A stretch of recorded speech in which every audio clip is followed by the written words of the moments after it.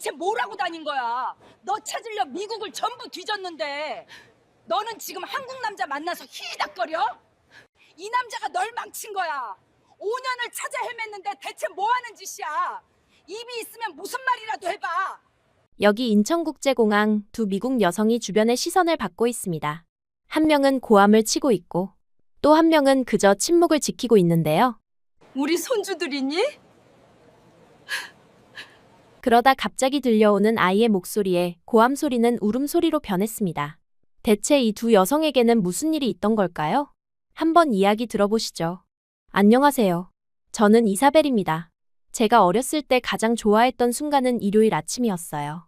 아빠가 팬케이크를 굽고 엄마가 테이블을 세팅하는 동안 저는 거실 소파에서 만화를 보며 두 사람의 웃음소리를 듣곤 했습니다.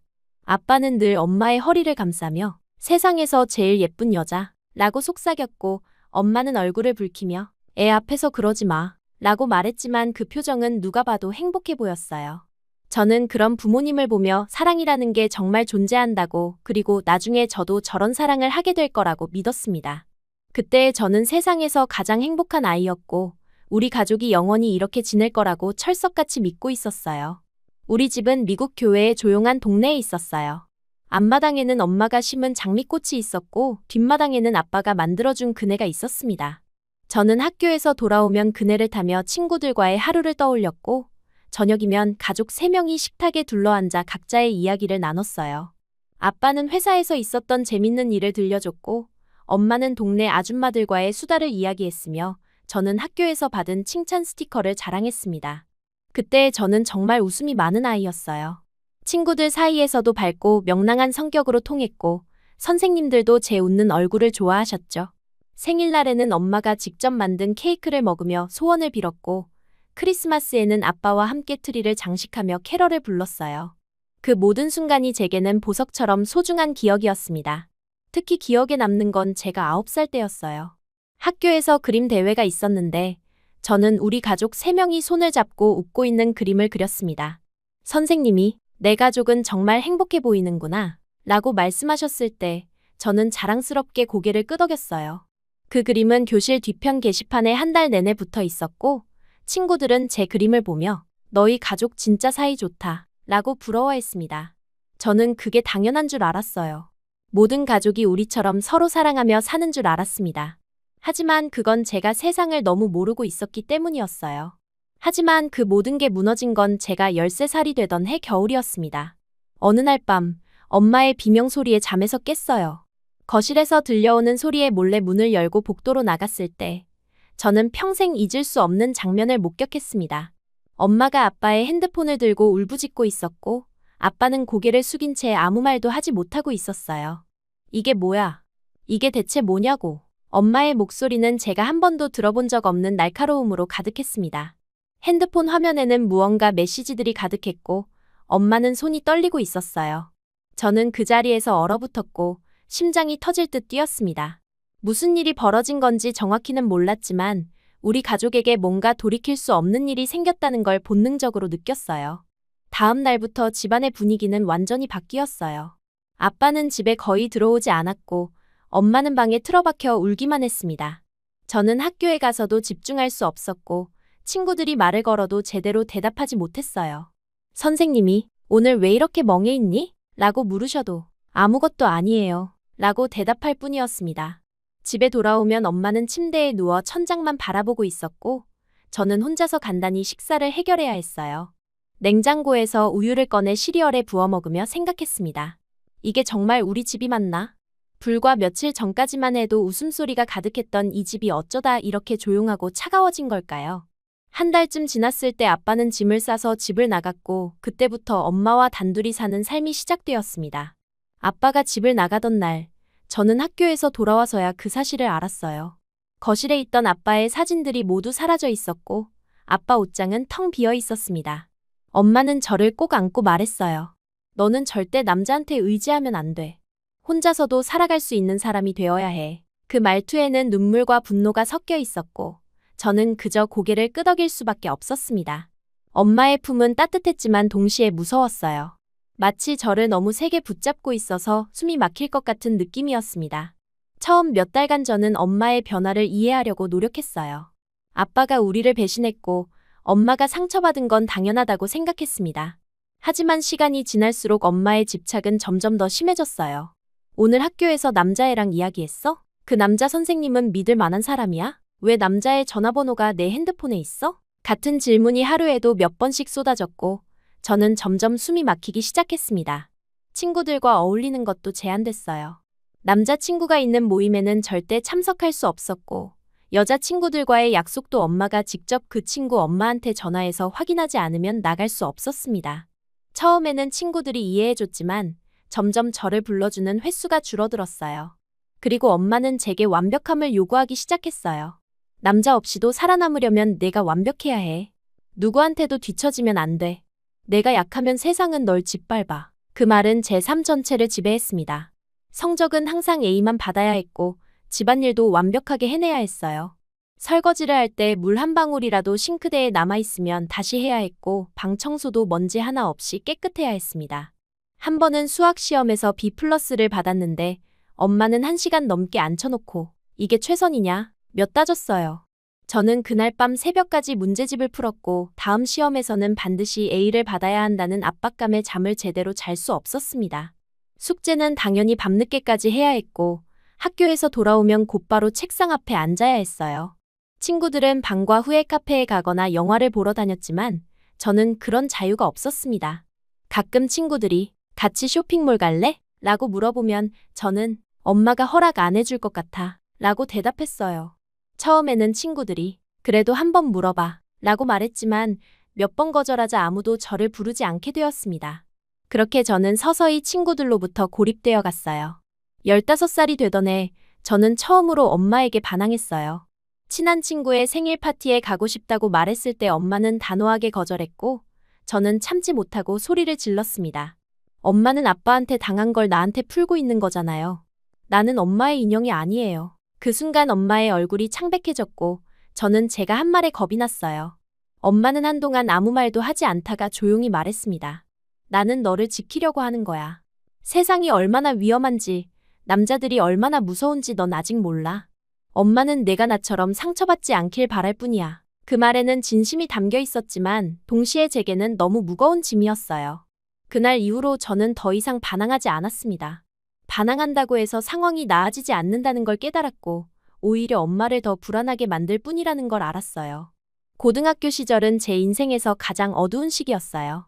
친구들은 하나둘 연애를 시작했고 저는 그저 옆에서 지켜볼 수밖에 없었습니다.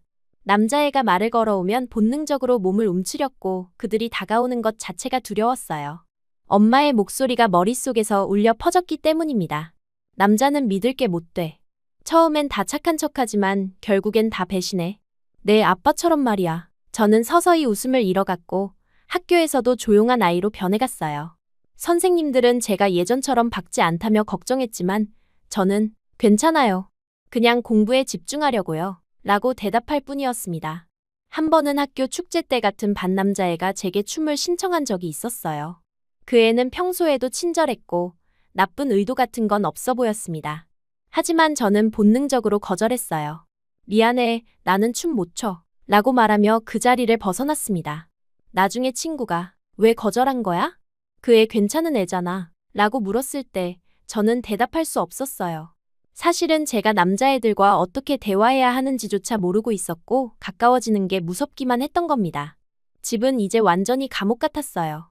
외출할 때마다 엄마는 어디 가는지, 누구를 만나는지, 몇 시에 돌아오는지 세세하게 물었고 약속 시간보다 10분이라도 늦으면 수십 통의 전화가 왔습니다.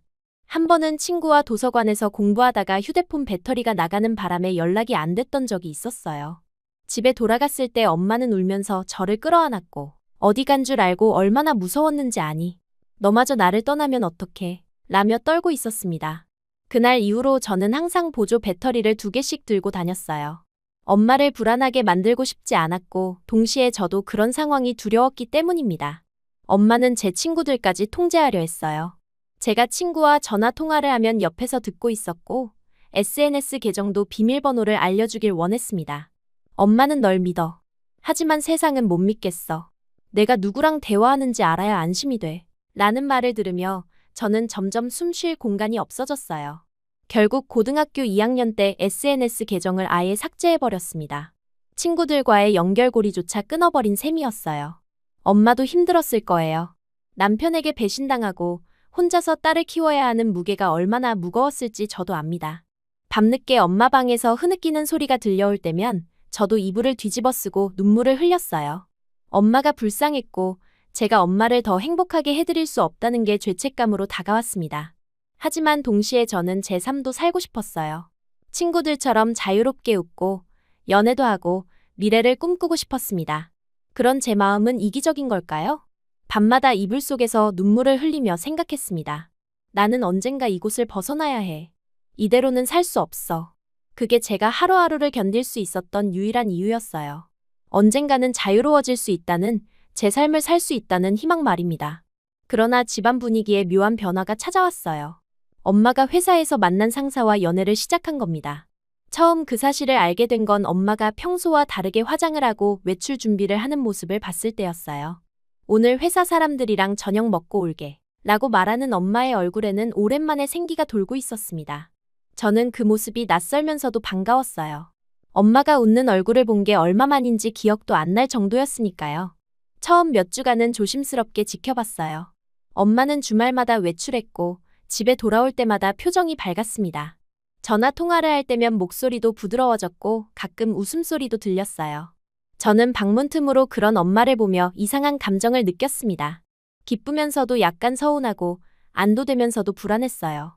엄마가 저 말고 다른 사람에게 의지하게 된 게 서운했지만 동시에 이제 제게 쏟아지던 무거운 시선이 조금은 가벼워질 수 있겠다는 생각이 들었습니다. 그리고 실제로 엄마의 집착은 조금씩 느슨해졌어요. 예전처럼 제가 외출할 때마다 캐묻지 않았고 밤 10시에 들어오라던 통금 시간도 11시로 늘어났습니다. 핸드폰을 몇 분 동안 확인하지 않아도 수십 통의 전화가 오지 않았어요. 저는 그 변화가 너무 고마웠습니다. 처음으로 친구들과 영화를 보러 갈 수 있었고 카페에서 수다를 떨 수도 있었어요. 물론 여전히 남자애들과는 어울리지 못했지만 그래도 예전보다는 훨씬 나았습니다. 한 달쯤 지났을 때 엄마가 조심스럽게 말을 꺼냈어요. 엄마가 요즘 만나는 사람이 있어. 괜찮겠니? 저는 당황스러웠지만 고개를 끄덕였습니다. 엄마가 행복하면 돼요. 그 말은 진심이었어요. 엄마도 사랑받을 자격이 있고 행복할 권리가 있다고 생각했습니다. 아빠 때문에 받은 상처가 너무 컸을 텐데 다시 누군가를 만나서 웃을 수 있다면 그게 얼마나 다행인가요? 엄마는 제 말에 눈물을 글썽이며 저를 안아줬어요. 넌 정말 착한 아이야. 엄마가 미안해. 그 순간 저는 엄마가 저를 너무 짓눌렀던 게 엄마도 괴로웠다는 걸 알았습니다. 그렇게 몇 달이 흘렀어요. 엄마는 주말마다 외출했고 저는 그 시간 동안 혼자 집에서 책을 읽거나 드라마를 보며 보냈습니다. 처음으로 제 시간이 생긴 거예요. 아무도 간섭하지 않고 아무도 제 행동을 감시하지 않는 시간이었습니다. 저는 그 시간이 너무 좋았어요. 혼자 음악을 크게 틀어놓고 방 청소를 해도 되고 밤늦게까지 영화를 봐도 됐습니다. 친구한테 전화를 걸어 1시간 넘게 수다를 떨어도 아무도 뭐라고 하지 않았어요. 이게 보통 사람들이 누리는 자유구나 싶었습니다.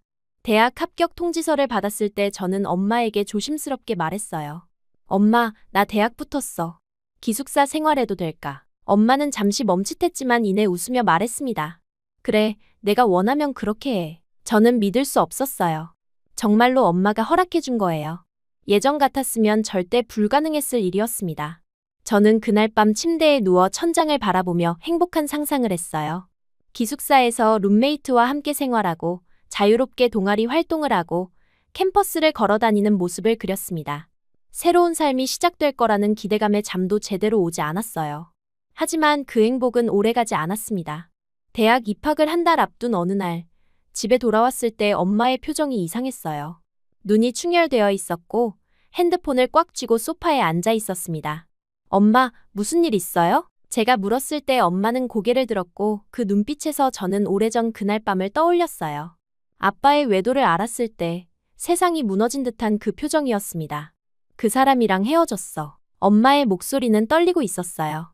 역시 남자는 다 똑같아. 처음엔 잘해주다가 결국 다른 여자한테 가더라. 저는 가슴이 철렁했습니다. 엄마가 다시 무너지고 있었어요. 그리고 저는 알았어요. 이제 모든 게 원점으로 돌아갈 거라는 걸 말입니다. 다음 날부터 엄마는 예전의 엄마로 돌아갔어요. 아니, 더 심해졌습니다. 제가 외출하려고 하면 어디가? 라고 물었고 친구 만나러 가요. 라고 대답하면 남자도 같이 있어? 라고 캐물었어요. 핸드폰을 확인하기 시작했고 SNS 계정도 다시 감시하려 했습니다. 저는 숨이 막혔어요. 잠깐 맛본 자유가 너무 달콤했기에 다시 감옥으로 돌아가는 게 더 고통스러웠습니다. 그리고 기숙사 짐을 싸던 날이었어요. 저는 방에서 짐을 정리하고 있었고 엄마는 거실에서 TV를 보고 있었습니다. 캐리어에 옷을 넣으며 저는 기대감보다 불안감이 더 컸어요. 엄마가 정말 보내줄까? 마지막 순간에 마음을 바꾸진 않을까? 그런 생각을 하는데 갑자기 방문이 확 열렸습니다. 엄마가 서 있었어요. 너 기숙사 못 가. 엄마의 목소리는 단호했습니다. 저는 손에 들고 있던 옷을 떨어뜨렸어요. 엄마, 무슨 소리예요? 이미 허락해 주셨잖아요. 제 목소리는 떨리고 있었습니다. 엄마는 고개를 저었어요. 생각해봤는데 안 돼. 넌 아직 어려. 혼자 살기엔 세상이 너무 위험해. 특히 남자들이 너무 많아. 엄마는 널 보호해야 해. 저는 무너졌어요. 엄마, 제발요. 저도 제 인생이 있어요. 친구들은 다 기숙사 가는데 저만 못 가면 어떡해요? 엄마는 제 손을 잡았습니다.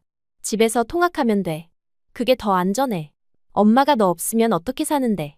너마저 날 떠나면 난 정말 혼자야. 그 말에는 절박함이 담겨 있었고 저는 아무 말도 할 수 없었어요. 그날 밤 저는 엄마와 1시간 넘게 이야기했습니다.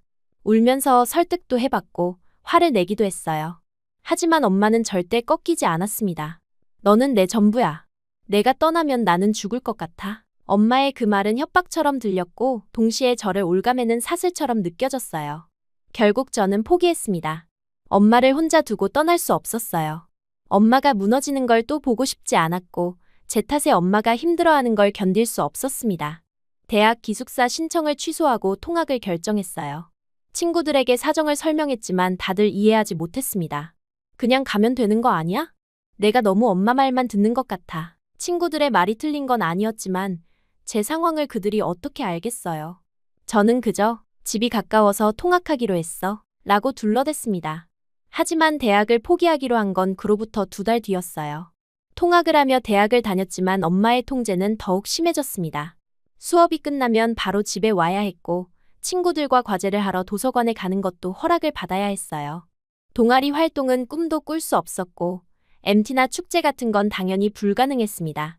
저는 대학생이 아니라 고등학생처럼 살고 있었어요. 어느 날 엄마가 학교 앞까지 차를 몰고 와서 기다리고 있었어요. 혹시 남자애들이랑 있을까봐 확인하러 왔어. 엄마의 말에 저는 창피했습니다. 친구들이 그 모습을 봤고 다들 수군거렸어요. 저는 그날 집에 돌아와서 엄마에게 말했습니다. 엄마, 이러면 저 학교 다닐 수 없어요. 친구들이 이상하게 생각해요. 하지만 엄마는 오히려 화를 냈어요. 내가 이상한 짓만 안 하면 내가 왜 학교까지 가겠니? 엄마가 믿을 수 있게 행동해. 저는 할 말을 잃었습니다. 제가 뭘 잘못했나요? 수업 듣고 집에 오는 게 잘못인가요? 하지만 엄마에게는 그마저도 불안의 대상이었어요. 결국 저는 대학을 그만두기로 했습니다. 엄마, 저 대학 그만두고 취업 준비할게요. 어차피 학교 생활 제대로 못하는데 의미 없어요. 엄마는 처음엔 놀라는 듯했지만 이내 고개를 끄덕였어요. 그래, 그게 나을 것 같아. 집에서 일하면 엄마도 안심이고. 저는 그렇게 20살에 대학을 자퇴했습니다. 제 꿈도 미래도 모두 포기한 채로요. 취업 준비를 하며 자격증을 땄고 집 근처 회사에 취직했어요. 출퇴근 시간도 정확했고 회식도 거의 참석하지 않았습니다. 동료들은 왜 이렇게 집에만 가려고 해? 라고 물었지만 저는 대답할 수 없었어요. 엄마가 기다리고 있다고, 늦으면 불안해한다고 말할 수 없었습니다. 1년이 지났어요. 저는 하루하루가 똑같은 삶을 살고 있었습니다. 아침에 일어나서 출근하고 저녁에 퇴근해서 집에 오고 엄마와 저녁을 먹고 TV를 보다가 잠드는 일상이었어요. 친구들은 하나둘 연락이 끊겼고 제 세상은 점점 좁아졌습니다. 거울을 볼 때마다 생기 없는 제 얼굴이 보였고 이게 정말 21살의 모습이 맞나 싶었어요. 그러던 어느 날 직장 동료 한 명이 제게 다가왔습니다. 너 한국 여행 관심 있어? 우리 다음 달에 가려고 하는데 같이 갈래? 저는 순간 망설였어요. 엄마가 절대 허락하지 않을 게 분명했습니다. 하지만 동료는 계속 말했어요. 일주일만 다녀오면 돼. 너 진짜 쉬어야 할 것 같아. 요즘 너무 지쳐 보여. 그날 밤 저는 오랜만에 잠을 제대로 잘 수 없었어요. 머릿속에서는 계속 생각이 맴돌았습니다. 한국에 가고 싶었어요. 아니, 어디든 가고 싶었습니다. 이 답답한 삶에서 벗어나고 싶었어요. 잠시라도 자유를 느끼고 싶었습니다. 하지만 엄마를 두고 갈 수 있을까요? 엄마가 또 무너지면 어떡하죠? 며칠을 고민한 끝에 저는 결심했어요. 이번이 마지막 기회일 것 같았습니다. 엄마에게 말하면 100% 거절당할 게 뻔했기 때문에 저는 몰래 준비하기로 했어요. 여권을 만들고 휴가를 신청했습니다. 동료에게는 갈게 라고 대답했고 그 순간 제 심장은 미친 듯이 뛰었어요. 출발 전날 밤 저는 편지를 썼습니다. 엄마에게 전하고 싶은 말들을 담았어요. 엄마, 미안해요. 저도 제 인생을 살고 싶어요. 잠시만 혼자 있을게요. 꼭 돌아올게요. 사랑해요. 편지와 함께 한 달치 생활비를 책상 위에 놓았습니다. 그리고 새벽 일찍 집을 나섰어요. 엄마가 자고 있는 방문을 바라보며 눈물이 났지만 저는 고개를 돌렸습니다. 공항으로 가는 길에 휴대폰을 껐어요. 엄마가 전화할 게 뻔했고 전화를 받으면 저는 다시 돌아갈 것 같았습니다. 비행기에 올라 창밖을 바라보며 생각했어요. 이게 맞는 걸까? 나는 나쁜 딸인가? 하지만 동시에 가슴 한편에서는 해방감이 밀려왔습니다. 처음으로 엄마의 시선 없이, 엄마의 통제 없이 어딘가로 가고 있었어요. 비행기가 이륙하는 순간 저는 눈을 감았습니다. 한국에서는 새로운 제가 될 수 있을까요? 자유로운 제 모습을 찾을 수 있을까요? 그런 희망을 품으며 저는 낯선 나라로 향하고 있었습니다. 인천공항에 도착했을 때 저는 처음으로 숨을 크게 들이마셨어요. 이상하게도 공기가 다르게 느껴졌습니다. 같은 공기인데 왜 이렇게 자유로운 기분이 드는 걸까요? 동료들이 빨리 와 라고 손짓했고 저는 캐리어를 끌며 그들을 따라갔어요. 공항을 빠져나와 버스를 타고 숙소로 향하는 동안 창밖 풍경을 넋놓고 바라봤습니다. 한글로 된 간판들, 빠르게 지나가는 건물들, 모든 게 낯설었지만 그 낯설미 두렵지 않았어요. 오히려 설레었습니다. 숙소에 짐을 풀고 동료들과 함께 거리로 나갔을 때 저는 마치 다른 사람이 된 것 같았어요. 아무도 저를 아는 사람이 없었고 아무도 제 과거를 몰랐습니다. 엄마의 전화도 없었고 감시하는 시선도 없었어요. 저는 그저 21살의 평범한 여행객일 뿐이었습니다. 동료 중 한 명이 내일 해변 가자. 비키니 준비했지? 라고 물었을 때 저는 잠시 망설였어요. 비키니를 입어본 적이 없었거든요. 엄마가 절대 허락하지 않았기 때문에 수영복도 항상 원피스형이었습니다. 다음 날 해변에 도착했을 때 저는 긴장했어요. 탈의실에서 비키니로 갈아입으며 거울을 봤습니다. 낯선 제 모습이 거기 있었어요. 이렇게 많이 드러낸 옷을 입어본 게 처음이었고 부끄러우면서도 이상하게 해방감이 들었습니다. 밖으로 나갔을 때 동료들이 휘파람을 불며 와, 너 몸매 좋은데 라고 소리쳤어요. 저는 얼굴이 빨개졌지만 웃으며 그들과 함께 바다로 뛰어갔습니다. 파도가 발을 적시는 느낌이 신기했어요. 차가운 바닷물이 제 주변을 감쌌고 저는 그 순간 정말로 자유로웠습니다. 동료들과 물장난을 치고 비치발리볼을 하고 모래사장에 누워 햇볕을 쬐었어요. 그러다 한 남자가 다가와 말을 걸었습니다. 한국어로 뭐라고 했는데 알아듣지 못했지만 손짓으로 번호를 물어보는 것 같았어요. 저는 당황해서 고개를 저었고 그는 웃으며 돌아갔습니다. 그런 일이 그날 오후 동안 5번은 더 있었어요. 처음에는 놀랐지만 점점 익숙해졌습니다. 동료가 웃으며 말했어요. 너 인기 많네. 여기서는 적극적이구나. 저는 신기했습니다. 미국에서는 남자들을 피하기 바빴는데 여기서는 그들이 제게 먼저 다가오고 있었어요. 그리고 그게 두렵지 않았습니다. 어차피 일주일 뒤면 떠날 사람들이고 여기서 무슨 일이 있어도 엄마는 모를 테니까요. 저는 처음으로 지금 이 순간을 즐기자고 생각했습니다. 저녁에는 해변 근처 레스토랑에서 식사를 했어요. 신선한 해산물과 한국식 요리들이 나왔고 저는 생전 처음 먹어보는 맛에 감탄했습니다. 특히 매운 음식이 많았는데 처음에는 힘들었지만 점점 중독되는 느낌이었어요. 동료들은 소주를 시켰고 저도 한 잔 받아 마셨습니다. 술은 미국에서도 거의 마셔본 적이 없었어요. 엄마가 술 마시는 걸 극도로 싫어했기 때문입니다. 소주는 생각보다 독했어요. 첫 잔을 마시자 목이 화끈거렸고 얼굴이 뜨거워졌습니다. 하지만 이상하게도 기분이 좋아졌어요. 긴장이 풀리고 웃음이 절로 나왔습니다. 동료들과 이야기를 나누며 한 잔, 두 잔 더 마셨고 어느새 제 앞에 빈 소주병이 여러 개 쌓여 있었어요. 야, 너 오늘 많이 마셨다. 괜찮아? 라는 동료의 말에 저는 손을 흔들며 괜찮아, 너무 좋아. 라고 대답했습니다. 그 이후의 기억은 흐릿해요. 레스토랑에서 나와 해변을 걸었던 것 같고 누군가와 이야기를 나눴던 것 같습니다. 동료들이 웃고 있었고 저도 웃었어요. 하지만 정확히 무슨 일이 있었는지는 기억나지 않았습니다. 그저 행복했다는 감정만 희미하게 남아 있었어요. 눈을 떴을 때 머리가 지끈거렸어요. 천장이 낯설었고 창문으로 들어오는 햇빛이 눈부셨습니다. 목이 바짝 말라서 옆 테이블에 있던 물을 집어 마셨어요. 물 한 모금이 목을 타고 내려가는 느낌에 조금 정신이 들었습니다. 저는 동료를 깨우려고 몸을 돌렸어요. 그런데 그 순간 무언가 이상했습니다. 묵직한 팔이 제 허리를 감싸고 있었어요. 체온이 느껴졌습니다. 남자의 체온이었어요. 저는 온몸이 굳었습니다. 천천히 고개를 돌렸을 때 낯선 남자가 제 옆에서 자고 있었어요. 심장이 미친 듯이 뛰기 시작했습니다. 이게 무슨 일이죠? 제가 왜 여기 있는 거죠? 이 남자는 누구죠? 공포와 당황이 밀려왔어요. 저는 숨을 참으며 조심스럽게 이불을 들춰봤습니다. 남자는 상의를 벗은 채 바지만 입고 있었고 저는 속옷을 모두 착용한 상태였어요.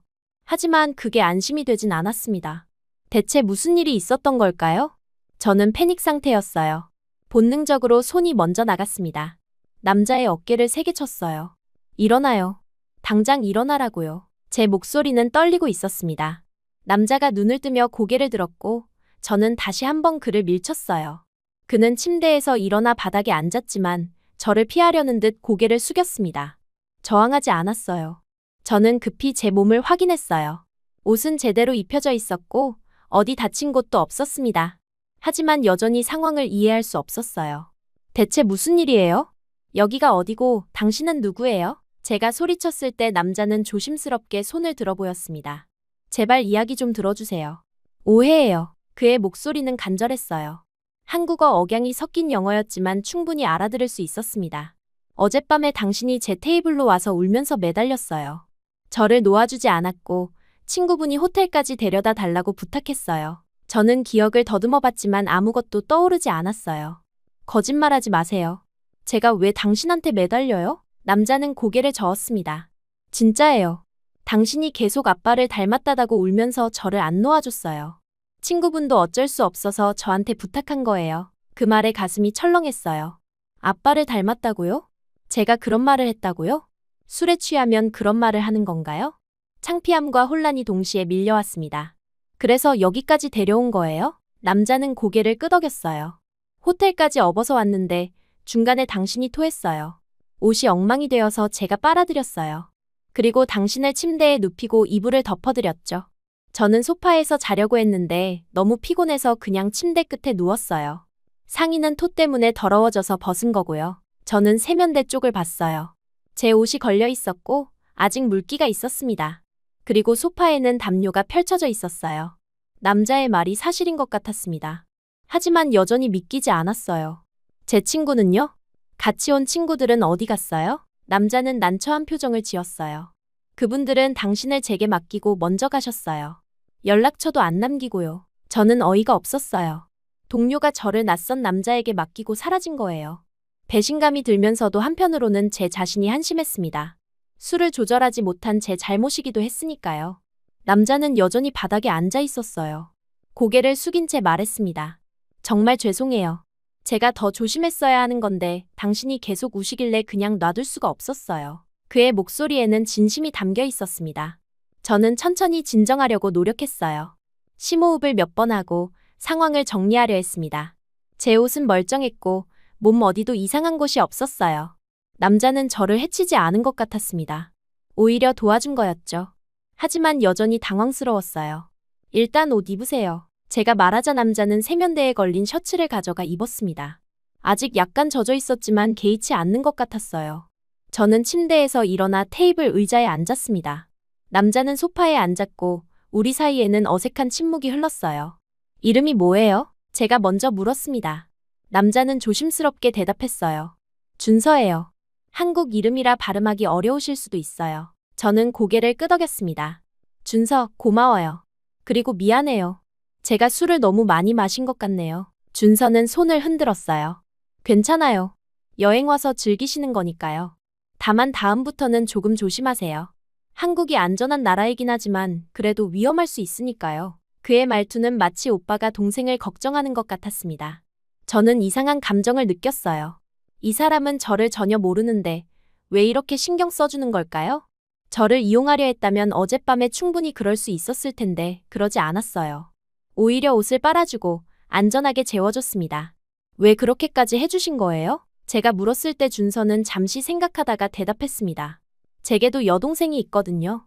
만약 제 동생이 외국에서 그런 상황에 처했다면 누군가 도와줬으면 좋겠다고 생각했어요. 그 말에 가슴이 뭉클했어요. 저는 평생 남자들을 두려워하며 살았습니다. 엄마가 심어준 불신 때문에 남자들을 믿을 수 없었어요. 하지만 이 낯선 한국 남자는 달랐습니다. 진심으로 저를 걱정해주고 존중해줬어요. 저는 조심스럽게 미소를 지었어요. 고마워요, 준서 씨. 정말 큰 도움을 받았어요. 준서도 미소를 지었고 그 순간 어색했던 분위기가 조금 풀렸습니다. 우리는 한동안 이야기를 나눴어요. 준서는 서울에서 일하는 평범한 직장인이었고 휴가차 부산에 내려왔다고 했습니다. 한국은 처음이에요? 준서가 물었고 저는 고개를 끄덕였어요. 네, 처음이에요. 일주일 여행하러 왔어요. 준서는 생각하는 표정을 짓더니 말했습니다. 그럼 제가 부산 좀 안내해 드릴까요? 어차피 저도 혼자 여행 중이고 가이드 역할 정도는 할 수 있을 것 같아요. 저는 망설였어요. 낯선 남자와 함께 다니는 건 위험할 수도 있었습니다. 하지만 이상하게도 준서는 믿을 만해 보였어요. 그리고 무엇보다 동료들은 저를 버리고 갔고 혼자 여행하는 것보다는 나을 것 같았습니다. 그럼 오늘만 부탁드려도 될까요? 제가 조심스럽게 물었을 때 준서는 환하게 웃었어요. 물론이죠. 일단 아침 먹으러 가시죠. 한국 아침 식사 드셔보셨어요? 저는 고개를 저었고 준서는 일어서며 말했습니다. 그럼 맛있는 거 보여드릴게요. 우리는 호텔을 나와 거리로 향했어요. 부산의 아침 공기는 상쾌했고 거리는 활기찼습니다. 준서는 저를 한 작은 식당으로 데려갔고 국밥을 주문했어요. 처음 먹어보는 음식이었지만 뜨끈하고 든든했습니다. 준서는 한국 문화와 예절에 대해 설명해줬고 저는 호기심 가득한 눈으로 들었어요. 그날 하루를 준서와 함께 보내며 저는 처음으로 편안함을 느꼈습니다. 그는 강요하지 않았고 제 속도에 맞춰줬어요. 제가 피곤해하면 쉬자고 했고 제가 가고 싶은 곳이 있으면 함께 가줬습니다. 마치 오래 알던 오빠 같았어요. 해질 무렵 해변에 앉아 있을 때 저는 준서에게 물었습니다. 왜 이렇게까지 잘해주세요? 우리 오늘 처음 만났잖아요. 준서는 바다를 바라보며 대답했어요. 그냥요. 당신이 행복해 보여서요. 어젯밤에 우실 때는 정말 슬퍼 보였는데 지금은 웃고 계시잖아요. 그 말에 가슴이 뭉클했습니다. 저는 눈물이 날 것 같았어요. 평생 처음으로 누군가 제 행복을 진심으로 바라주고 있었습니다. 그게 가족도 아니고 오래 알던 친구도 아니고 낯선 이방인이라는 게 신기하면서도 감사했어요. 그 순간 저는 알았습니다. 이 만남이 제 인생의 전환점이 될 거라는 걸 말입니다. 그날 이후 준서와 함께하는 시간이 자연스럽게 늘어났어요. 처음에는 하루만 함께하기로 했던 계획이 이틀, 사흘로 이어졌습니다. 부산의 여러 곳을 함께 다니며 저는 점점 마음이 편안해졌어요. 준서는 절대 저를 재촉하지 않았고 제가 원하는 것을 먼저 물어봤습니다. 식당에서 메뉴를 고를 때도 어디를 갈지 정할 때도 항상 제 의견을 존중했어요. 어느 날 저녁 술을 마실 기회가 있었는데 준서는 제 잔에 술이 조금만 줄어도 천천히 드세요. 어젯밤 일도 반복하면 안 되잖아요. 라며 웃으며 말했습니다. 그 순간 제 가슴이 뭉클했어요. 누군가 제 건강을 걱정해주고 제가 실수하지 않도록 조심스럽게 말해주는 게 얼마나 오랜만인지 모르겠더라고요. 엄마의 통제는 걱정이 아니라 집착이었지만 준서의 관심은 진짜 배려였습니다. 준서 씨는 왜 이렇게 저한테 잘해주세요? 제가 물었을 때 그는 잠시 생각하다가 대답했어요. 글쎄요, 그냥 당신이 뭔가 힘들어 보여서요. 처음 봤을 때부터 슬픈 표정이 얼굴에 남아 있었거든요. 웃고 있어도 눈은 웃지 않는 것 같았어요. 그 말에 저는 할 말을 잃었습니다. 준서는 겉으로 드러나지 않는 제 내면까지 보고 있었던 거예요. 그날 밤 숙소로 돌아가는 길에 준서가 물었어요. 혹시 말하고 싶지 않으면 안 해도 되는데 가족이랑 사이가 안 좋으세요? 저는 멈칫했습니다. 아직 준서에게 제 이야기를 하지 않았거든요. 하지만 이상하게도 그에게는 말하고 싶었어요. 평생 누구에게도 털어놓지 못했던 이야기를 말입니다. 우리는 해변가 벤치에 앉았고 저는 천천히 이야기를 시작했어요. 아빠의 외도로 무너진 가족, 엄마의 집착, 대학을 포기한 일, 그리고 엄마 몰래 도망쳐 나온 이 여행까지. 말을 하는 동안 눈물이 났지만 참으려 했습니다. 준서는 한마디 말도 하지 않고 제 이야기를 들어줬어요. 중간에 끼어들지도 판단하지도 않았습니다. 그저 고개를 끄덕이며 들어줬어요. 이야기를 다 마쳤을 때 준서가 조심스럽게 말했습니다. 많이 힘들었겠어요. 어린 나이에 그런 걸 겪었으면 얼마나 무서웠을까요? 그의 목소리에는 동정이 아니라 진심 어린 이해가 담겨 있었어요. 하지만 지금 여기 있는 것도 대단한 용기예요.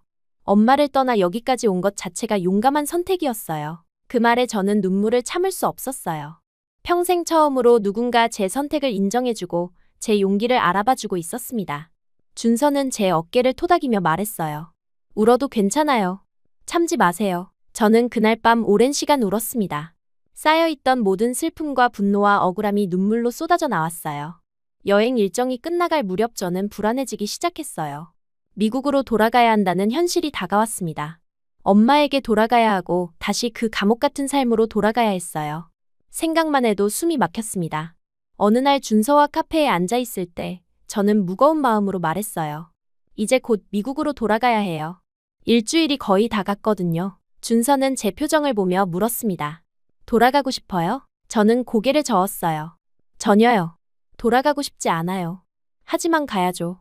제 인생은 거기 있으니까요. 준서는 잠시 생각하더니 말했어요. 꼭 돌아가야 해요? 여기 남을 수는 없어요? 그 말에 저는 웃었습니다. 그럴 수 있으면 좋겠지만 불가능하죠. 비자도 없고 갈 곳도 없어요. 준서는 진지한 표정으로 말했어요. 워킹홀리데이 비자라는 게 있어요. 1년 동안 한국에서 일하면서 지낼 수 있는 비자예요. 신청해 볼 생각 없어요? 저는 놀랐습니다. 그런 게 있다는 걸 몰랐어요. 정말요? 그런 게 가능해요? 준서는 고개를 끄덕였습니다. 나이 제한이 있긴 한데 당신은 21살이니까 충분히 가능해요. 생각해 보세요. 그날 밤 저는 숙소에서 한국에 남는 것에 대해 진지하게 고민했어요. 가능할까요? 정말 엄마를 떠나 여기서 새로운 삶을 시작할 수 있을까요? 하지만 동시에 죄책감이 밀려왔습니다. 엄마를 혼자 두고 가는 건 너무 잔인한 일 아닐까요? 미국으로 돌아갈 비행기 날짜가 다가왔어요. 저는 여전히 결정을 내리지 못하고 있었습니다.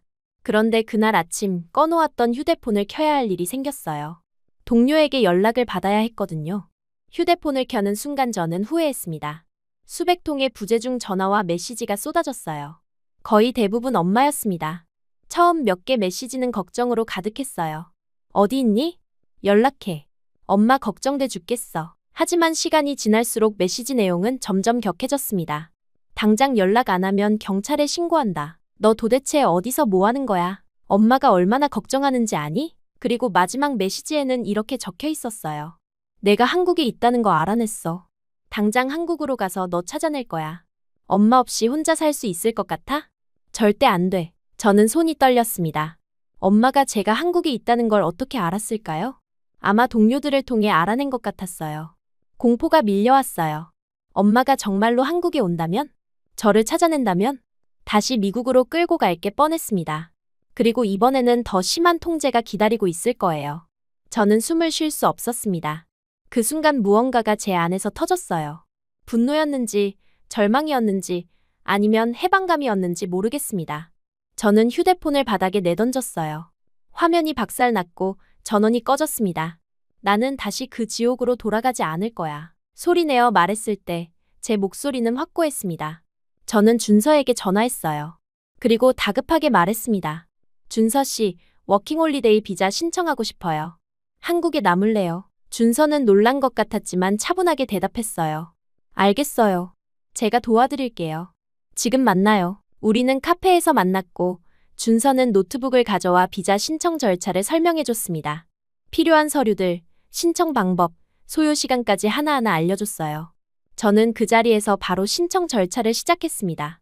준서가 한국어를 영어로 번역해주며 도와줬고 몇 시간 만에 신청을 완료했어요. 이제 결과를 기다리면 돼요. 보통 2주 정도 걸려요. 준서의 말에 저는 고개를 끄덕였습니다. 하지만 문제가 있었어요. 2주 동안 어디서 지내죠? 숙소 비용도 부담이었습니다. 준서는 잠시 고민하더니 조심스럽게 제안했어요. 제 집에 빈 방이 하나 있어요. 원하시면 거기 머물러도 돼요. 물론 강요는 아니에요. 불편하시면 다른 방법을 찾아보죠. 저는 놀랐습니다. 준서가 자신의 집을 제공하겠다고 한 거예요. 낯선 사람인 저를 말입니다. 정말 괜찮을까요? 패 끼치는 거 아닐까요? 제가 물었을 때 준서는 웃으며 말했어요. 괜찮아요. 어차피 혼자 사는 집이고 빈방 놀리는 것보다 낫죠. 그리고 당신이 안정적으로 비자 받을 때까지는 도와주고 싶어요. 저는 눈물이 날 것 같았어요. 평생 처음으로 누군가 진심으로 저를 도와주고 있었습니다. 아무런 대가도 바라지 않고 그저 제가 힘들다는 이유만으로요. 정말 고마워요. 꼭 보답할게요. 준서의 집은 서울에 있었어요. 그래서 우리는 부산에서 서울로 이동했습니다. KTX를 타고 가는 동안 창밖 풍경을 보며 저는 생각했어요. 제가 정말 이 선택을 한 게 맞을까? 하지만 동시에 가슴 한편에서는 설렘이 느껴졌습니다. 두려움보다 설렘이 더 컸어요. 서울에 도착했을 때 저는 압도당했어요. 부산보다 훨씬 크고 복잡한 도시였습니다. 사람들이 빠르게 움직이고 건물들이 높이 솟아 있었어요. 준서는 제 손을 이끌며 지하철을 타는 법을 알려줬습니다. 교통카드를 만들고 노선도를 보는 법을 설명해줬어요. 준서의 집은 작지만 깔끔한 원룸이었어요. 거실 겸 주방과 작은 방 하나, 그리고 화장실이 있었습니다. 여기가 제 방이고 여기는 지금까지 창고로 쓰던 작은 방이에요. 정리하면 충분히 쓸 만할 거예요. 준서는 옷가지들과 박스를 치우며 공간을 만들어줬어요. 그날 밤 작은 방에 누워 천장을 바라보며 저는 실감이 나지 않았어요. 제가 정말 한국에 있는 건가? 엄마 없이 혼자 살기로 결정한 건가? 두렵기도 했지만 동시에 자유로웠습니다. 이제 아무도 제 행동을 감시하지 않고 아무도 제게 뭐라고 하지 않아요. 다음 날부터 저는 서울 생활에 적응하기 시작했어요. 준서는 출근 전에 간단한 한국어 회화를 가르쳐줬고 주말에는 함께 시장에 가서 장을 봤습니다. 한국 음식을 만드는 법도 배웠고 지하철을 혼자 타는 법도 익혔어요. 모든 게 새로웠고 모든 게 신기했습니다. 2주가 지났고 워킹홀리데이 비자 승인이 났어요. 제 여권에 찍힌 비자 스티커를 보며 저는 울었습니다. 이제 정말로 한국에서 살 수 있게 된 거예요. 1년 동안이지만 그래도 제 선택으로 제 삶을 살 수 있게 됐습니다. 준서는 제가 우는 걸 보며 어깨를 두드려줬어요. 축하해요. 이제 새로운 시작이에요. 저는 고개를 끄덕였습니다. 네, 정말 고마워요. 준서 씨 덕분이에요. 준서는 고개를 저었어요. 아니에요. 결정한 건 당신이에요. 용기를 낸 건 당신이고요. 그날 밤 저는 처음으로 편하게 잠들었어요. 악몽도 없었고 중간에 깨지도 않았습니다. 아침에 눈을 떴을 때 햇살이 방 안으로 들어오고 있었고 저는 미소를 지었어요. 새로운 삶이 시작된 거예요. 엄마 없이, 통제 없이 제 의지대로 살 수 있는 삶 말입니다.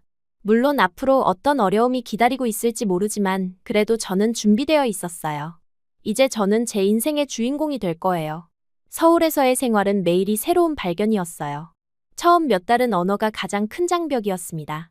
한글을 읽는 것조차 어려웠고 식당에서 메뉴판을 보면 그냥 사진을 가리켜야 했어요.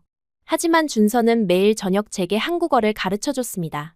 안녕하세요. 감사합니다. 얼마예요? 같은 기본적인 표현부터 시작해서 점점 복잡한 문장까지 배워나갔어요. 틀려도 웃으며 다시 알려줬고 제가 조금이라도 발전하면 진심으로 기뻐해줬습니다. 지하철을 처음 혼자 탈 때가 기억나요. 준서가 출근한 뒤 혼자서 명동에 가보기로 했는데 노선도를 보는 것부터 막막했습니다.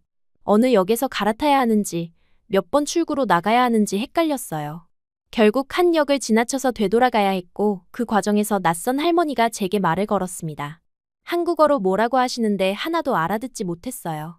당황하는 제 모습을 보시더니 할머니는 제 핸드폰을 가리키며 번역기를 쓰라는 손짓을 하셨습니다. 그렇게 번역기로 소통하며 할머니가 길을 알려주셨고 저는 무사히 명동에 도착할 수 있었어요. 시장에서 장을 볼 때도 재미있는 일들이 많았습니다. 과일 가게 아주머니는 제 서툰 한국어를 듣고 웃으시며 사과 하나를 더 넣어주셨어요. 외국인? 한국말 잘하네 라고 칭찬해 주셨는데 사실 저는 이거 얼마예요? 밖에 못했거든요. 하지만 그런 작은 친절들이 쌓여서 저는 점점 한국이 좋아졌습니다. 사람들이 따뜻했고 낯선 저를 배척하지 않았어요. 준서와 함께하는 시간도 늘어났습니다. 처음에는 도와주는 사람과 도움을 받는 사람의 관계였다면 시간이 지나면서 우리는 친구가 되었어요. 주말이면 함께 한강에 가서 치킨을 먹었고 영화를 보러 가기도 했습니다. 준서는 저를 재촉하지 않았어요.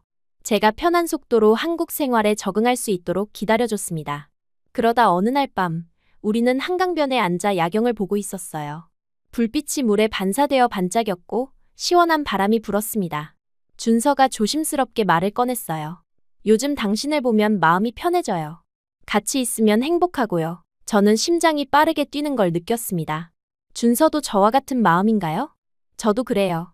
준서 씨 덕분에 제가 여기까지 올 수 있었어요. 제가 대답했을 때 준서는 제 손을 잡았습니다. 따뜻한 손이었어요. 우리 조금 더 가까워져도 될까요? 그의 물음에 저는 고개를 끄덕였습니다. 그렇게 우리는 연인이 되었어요. 사랑은 생각보다 빠르게 깊어졌습니다. 준서는 제게 세상에서 가장 좋은 사람이었어요.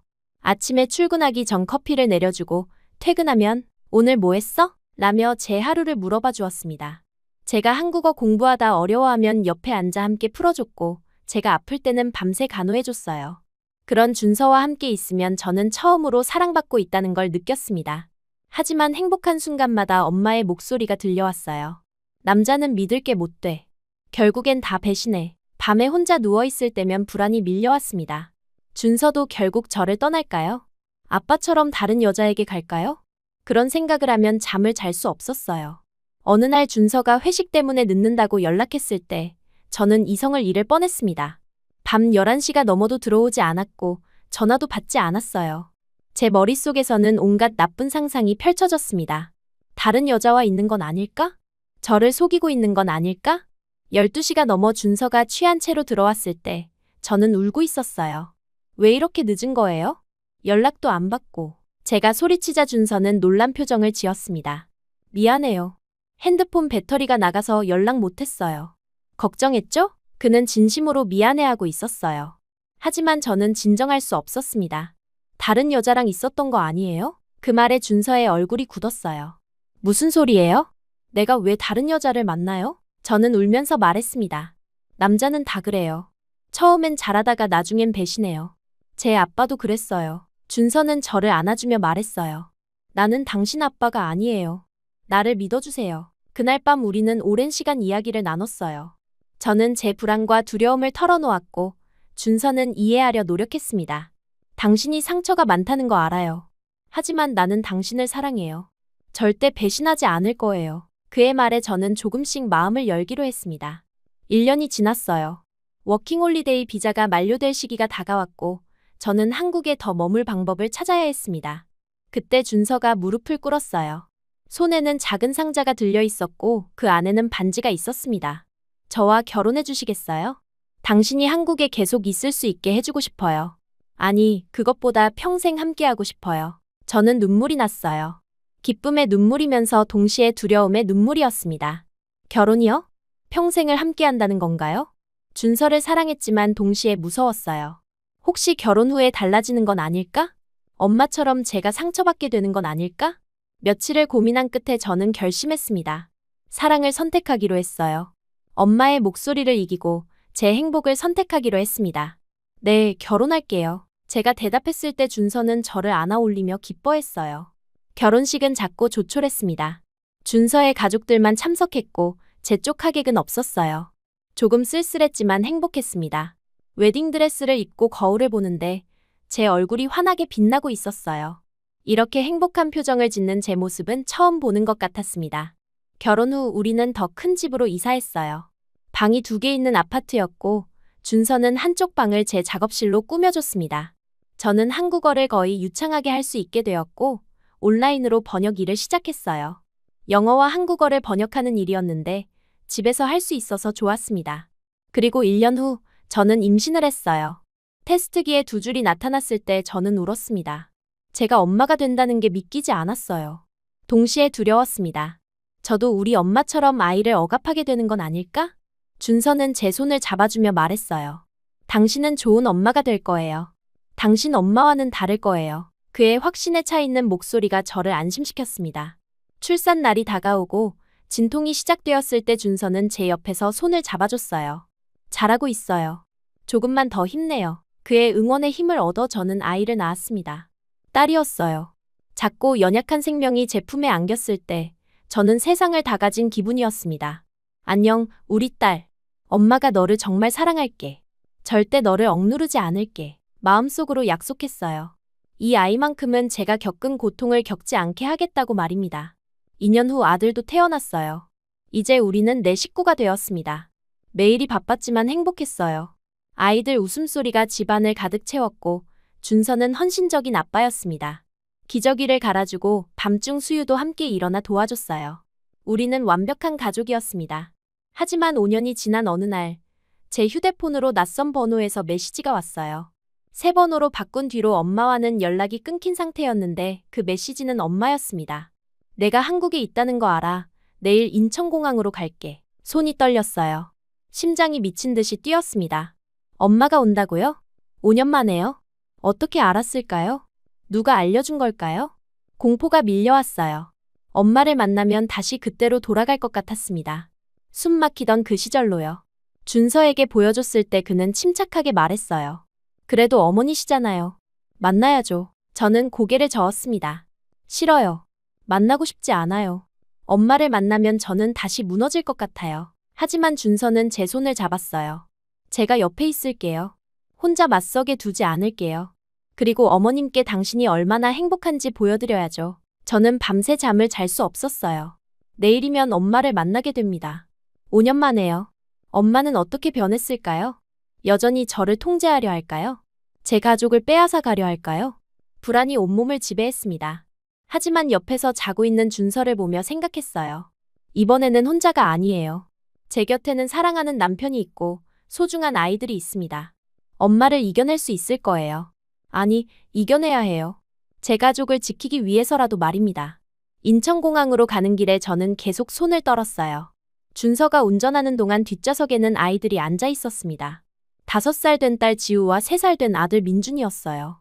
아이들은 할머니 만나러 가요? 라며 신나하고 있었지만 저는 입이 마르고 심장이 두근거렸습니다.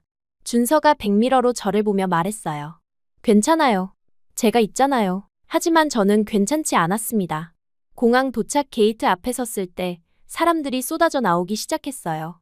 그리고 그 속에서 엄마가 보였습니다. 5년이 지났지만 한눈에 알아볼 수 있었어요.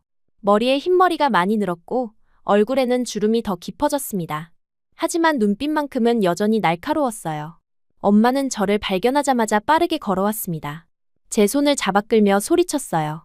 너 도대체 5년 동안 어디서 뭐 한 거야? 연락도 안 하고 혼자 살겠다고 도망쳤어? 얼마나 걱정했는지 알아? 엄마의 목소리는 분노로 가득했습니다. 그리고 준서를 향해 돌아서더니 말했어요. 당신이 내 딸 꼬드긴 거야?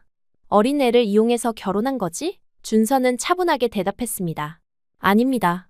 저희는 서로 사랑해서 결혼했어요. 어머님, 진정하시고 이야기 나눠요. 하지만 엄마는 들으려 하지 않았어요. 사랑? 남자가 하는 사랑이 뭔데? 결국엔 다 배신하잖아. 엄마의 목소리가 공항 로비에 울려 퍼졌고 사람들이 쳐다보기 시작했습니다. 그때 뒤에 있던 지우가 제 다리 뒤에 숨으며 물었어요. 엄마, 저 할머니가 우리 할머니예요? 엄마는 그제야 뒤를 돌아봤습니다. 그리고 아이들을 봤어요. 지우와 민준이 저를 꼭 붙잡고 서 있는 모습을 말입니다. 엄마의 얼굴이 굳었어요. 입이 벌어졌다 닫혔다를 반복했습니다.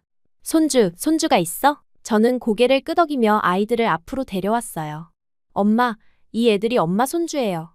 지우랑 민준이에요. 지우는 조심스럽게 인사했습니다. 안녕하세요, 할머니. 민준도 형아를 따라 고개를 숙였어요. 엄마는 그 자리에 서서 아이들을 바라봤습니다. 눈에서 눈물이 흘러내리고 있었어요. 내가 할머니라고. 엄마의 목소리가 떨렸습니다.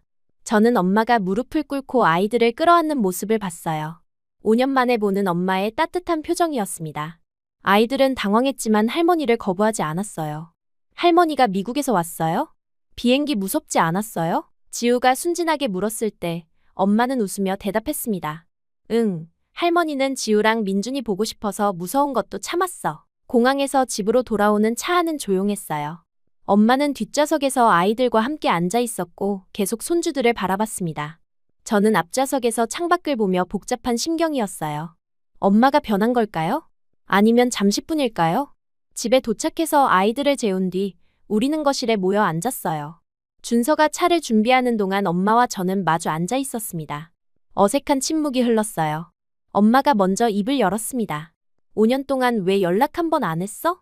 엄마가 얼마나 걱정했는지 알아? 엄마가 저를 놔주지 않았잖아요. 제가 대답했을 때 엄마는 움찔했습니다. 엄마는 저를 사랑한 게 아니라 소유하려고 했어요. 저도 제 인생을 살고 싶었어요. 엄마의 얼굴이 창백해졌어요. 소유? 나는 널 지키려고 했을 뿐이야. 지키는 게 아니라 가두는 거였어요. 제 목소리가 떨렸지만 계속 말했습니다. 엄마는 아빠한테 상처받은 걸 저한테 풀었어요. 저는 엄마의 인형이 아니에요. 저도 사랑하고 실수하고 배울 권리가 있어요. 엄마는 고개를 숙였어요. 한동안 아무 말도 하지 않다가 작은 목소리로 말했습니다. 미안해. 엄마가 잘못했어. 너를 너무 올감했구나. 그리고 얼굴을 들었을 때 눈물이 흐르고 있었어요. 하지만 나도 무서웠어. 너마저 날 떠나면 정말 혼자가 될 것 같았거든. 저도 눈물이 났어요. 저도 엄마가 무서웠어요. 엄마의 사랑이 무거워서 숨을 쉴 수 없었어요. 여기 오지 않았으면 저는 평생 제 인생을 못 살았을 거예요. 엄마가 제 손을 잡았습니다. 근데 넌 웃고 있더라. 아까 공항에서 너를 봤을 때 예전처럼 밝게 웃고 있었어. 내가 본 적 없는 표정이었어. 맞아요. 저는 여기서 행복해요. 제가 대답했을 때 엄마는 고개를 끄덕였습니다. 그래. 내 남편도 널 잘 대해주는 것 같고 아이들도 밝게 자라고 있어. 내 딸은 원래 이렇게 웃는 애였는데 내가 다 망쳐놨구나. 엄마는 울기 시작했어요. 평생 처음 보는 엄마의 진심 어린 눈물이었습니다. 준서가 차를 가지고 와서 우리 옆에 앉았어요. 그리고 조심스럽게 말했습니다. 어머님, 제가 한 분 더 모셨어요. 현관 초인종이 울렸고 준서가 문을 열었습니다. 그리고 들어온 사람은 바로 아버지였어요. 저는 얼어붙었습니다. 아빠라고요? 준서가 아빠를 불렀다고요? 엄마도 충격에 빠진 얼굴로 일어섰어요. 당신이 왜 여기 있어? 엄마의 목소리는 떨리고 있었습니다. 아빠는 20년 세월의 흔적이 역력했어요. 머리는 거의 하얗게 새었고 얼굴에는 깊은 주름이 있었습니다. 오랜만이야. 아빠의 목소리도 떨렸어요. 엄마는 뒤로 물러서며 말했습니다. 나가. 당장 나가라고. 하지만 준서가 중간에 서서 말했어요. 어머님, 제 말 좀 들어주세요. 장인어른께 억울한 부분이 있어요. 한 번만 들어주세요. 엄마는 고개를 저었지만 자리에 앉았어요. 아빠도 조심스럽게 소파 끝에 앉았습니다. 그리고 가방에서 서류 몇 장을 꺼냈어요. 이걸 보여주고 싶었어. 20년 동안 당신이 오해하고 있었던 거야. 서류에는 회사 직원과의 메시지 기록이 있었어요. 그 여직원이 아빠에게 계속 연락을 시도했지만 아빠는 단 한 번도 답장하지 않았습니다. 오히려 회사 인사팀에 신고했던 기록도 있었어요. 그리고 그 여직원은 결국 회사를 떠났다는 내용까지 있었습니다. 엄마는 서류를 보며 손이 떨렸어요. 이게 사실이야? 아빠가 고개를 끄덕였습니다. 나는 단 한 번도 다른 여자를 생각한 적 없어. 당신만 사랑했어. 하지만 당신은 내 말을 믿지 않았잖아. 아빠의 목소리에는 20년 동안의 억울함이 담겨 있었어요. 그때 당신 핸드폰에 그 여자 메시지가 가득했잖아. 엄마가 소리쳤을 때 아빠는 말했습니다. 맞아. 그 여자가 일방적으로 보낸 거였어. 나는 무시했고 신고까지 했어. 하지만 당신은 내 말을 들으려 하지 않았잖아. 그냥 이혼하자고만 했어. 엄마는 고개를 숙였어요. 나도 내가 너무 예민했던 것 같아. 내 아버지가 바람 피워서 엄마가 힘들어하는 걸 봤거든. 그래서 남자들을 믿을 수 없었어. 당신한테도 그런 트라우마를 투영한 거였어. 엄마의 고백에 아빠는 한숨을 쉬었습니다. 알아. 당신 어릴 때 힘들었던 거 나도 알아. 하지만 나는 당신 아빠가 아니야. 나는 평생 당신만 사랑했어. 아빠의 말에 엄마는 울기 시작했어요. 20년 동안 쌓였던 오해와 분노와 슬픔이 눈물로 쏟아져 나왔습니다. 저도 울고 있었어요. 그동안 제가 겪었던 모든 일이 이 오해에서 시작된 거였습니다.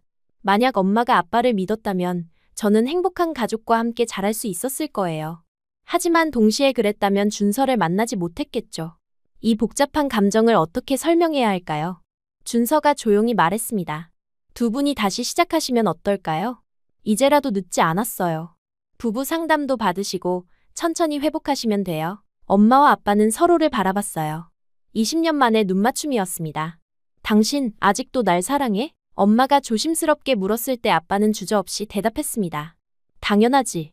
평생 당신만 사랑했어. 엄마는 울면서 고개를 끄덕였어요. 나도 미안해. 내가 당신을 못 믿어서 우리 가족이 무너진 거였어. 그날 밤 우리는 오랜 시간 이야기를 나눴어요.